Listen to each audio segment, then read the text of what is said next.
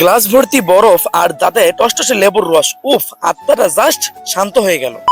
আসসালামু আলাইকুম। তো কেমন আছেন আপনারা? আজকে আমি চলে এসেছি ভেড়ামারা শহরের উপরে। আর এই ভেড়ামারা শহরে এসে নানান ধরনের গাড়ি এই জায়গাতে চলে। আপনারা সকলে একটু লক্ষ্য করলে দেখতে পাবেন বাস থেকে শুরু করে বাস, মাইক্রো, অটো রিক্সা, মানে সব ধরনের সবকিছু দেখতে পেলাম। আর মানুষের কোলাহল অনেক বেশি, মানুষ অনেক কাজে ব্যস্ত। দেখতে পাচ্ছেন এখানে একটা যাই হোক কাজ করছে, যার যার কাজে শেষে ব্যস্ত। আর আজকের আবহাওয়াটা খুবই গরম ছিল। আর এই গরমের ভিতরে আপনারা সকলেই জানেন যে শরীর ঠান্ডা করার জন্য কি লাগতে পারে। আর আমি এখানে দেখতে পাচ্ছিলাম যে অনেকগুলো লেবুর দোকান। আর ওই লেবুর রস দেখে আমার যেন কেমন জিভ বাতে পানি চলে আসলো। আর আমি চাচাকে বললাম যে টসটসে লেবুর রস দিয়ে 1 গ্লাস ঠান্ডা পানি তৈরি করে দাও। আমি চাচাকে বললাম, তৈরি করে দিল। আর বরফ দেওয়া হয়েছিল না, চাচাকে বলার সঙ্গে সঙ্গে এক টুকরা বরফ একেবারে গ্লাসের উপরে বসাই দিয়েছে। আর যাই হোক, হাতটা ভরে খেলাম। আমি যখন চুমুক দিতেছিলাম তখন আমার শরীরটা কেমন যেন ঠান্ডা হয়ে যাচ্ছিল। আর আপনারাও কি এমন গরমের ভিতরে বুরস খেয়েছেন? তাহলে আমাকে কমেন্টে জানাবেন। আর শরবত খেয়ে তো শরীর ঠান্ডা হয়ে গেল।